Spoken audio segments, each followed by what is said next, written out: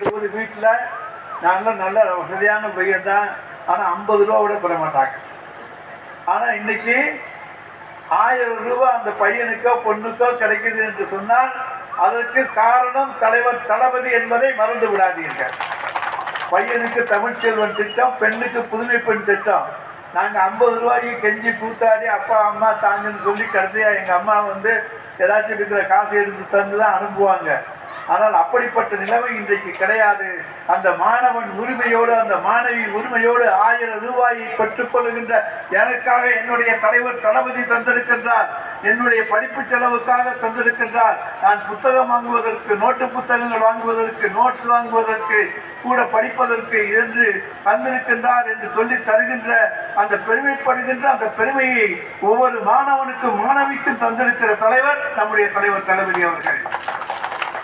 Matriculation பள்ளியில் படிச்சுட்டு அதே காலேஜில் படிக்கிற அந்த பையன், என்னப்பா உனக்கு 1ஆம் தேதி அக்கௌண்ட்ல 1000 ரூபா ஏறிடுச்சு, எங்கள் அப்பா அம்மா இன்னும் 500 ரூபா கூட அனுப்பலே என்று சொல்லக்கூடிய பணக்கார வீட்டு பிள்ளைகளுக்கு 500 ரூபாய்க்கு திண்டாடுகிற காலத்திலே நம்முடைய வீட்டு பிள்ளைக்கு 1000 ரூபாய் தருகிற தலைவனாக நம்முடைய மாண்புமிகு தமிழ்நாடு முதலமைச்சர் அவர்கள் இருக்கிறார்கள் என்று சொன்னால் எந்த அளவுக்கு தமிழகத்தில் இருக்கக்கூடிய சாதாரண சாமானிய மக்களை எண்ணி பார்த்திருக்கக்கூடிய தலைவராக அவர் இருக்கிறார் என்பதை அத்தனை பேரும் சிந்தித்து பாருங்கள்.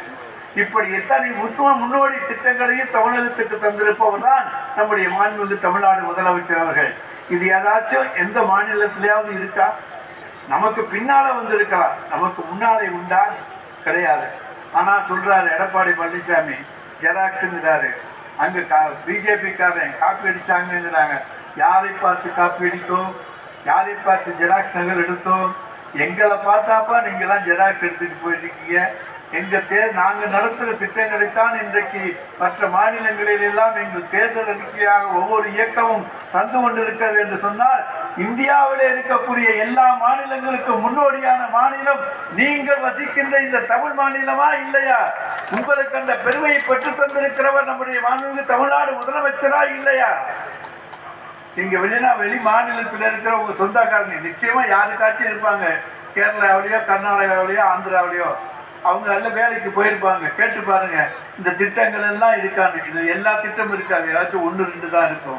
இப்படி எல்லா திட்டங்களையும் உங்களுக்கு தந்திருக்கின்ற அந்த முதலமைச்சர் என்ன, எங்களுக்கு நிதி பற்றாக்குறை. ஆனால் அந்த நிதி பற்றாக்குறையிலும் மக்களை துன்பப்படுத்தக்கூடாது, கஷ்டப்படுத்தக்கூடாது என்பதற்காகத்தான் மக்களுக்கான திட்டங்களை தந்திருக்கின்றோம். இது பூரா மக்களுக்கான திட்டம், உங்களுக்கான திட்டம். இதில் பயனடையாதவர்கள் இருக்க முடியாது. ஒவ்வொரு வீட்டுக்கும் ஏதாவது ஒரு திட்டத்தில் பயனடைந்திருப்பீர்கள். எனவே அப்படி மக்கள் பயனடைகின்ற திட்டங்களை தந்திருக்கிற முதலமைச்சர் தான் நம்முடைய மாண்புமிகு தமிழ்நாடு முதலமைச்சர் என்பதை நாங்கள் பெருமையோடு சொல்லிக் கொள்கிறோம். எல்லோருக்கும் எல்லாம் இதுதான் திராவிட மாடல். அதை இன்றைக்கு முன்னிறுத்துவது நம்முடைய மாண்புமிகு தமிழ்நாடு முதலமைச்சர்.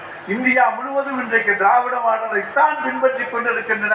இந்த திட்டங்கள் தான் இன்றைக்கு மற்ற மாநிலங்களிலே பின்பற்றப்படுகின்றன என்று சொன்னால் திராவிட மாடல் அரசு இந்தியாவில் இருக்கக்கூடிய மற்ற மாநிலங்களுக்கெல்லாம் வழிகாட்டியான மாநிலமாக இருக்கிறது.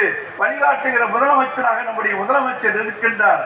அவருக்கு உறுதுணையாக தேர்தல் களமாக இருந்தாலும், ஆட்சி கட்சிகளாக இருந்தாலும், ஆட்சி இயந்திரத்தை முடுக்கிவிடுவதாக இருந்தாலும், எல்லாவற்றிலும் அவருக்கு உறுதுணையாக இருக்கக்கூடியவர் தான் இன்றைக்கு பிறந்த நாள் விழா காணுகிற நம்முடைய துணை முதலமைச்சர் உதயநிதி ஸ்டாலின் அவர்கள் ஆவார்கள்.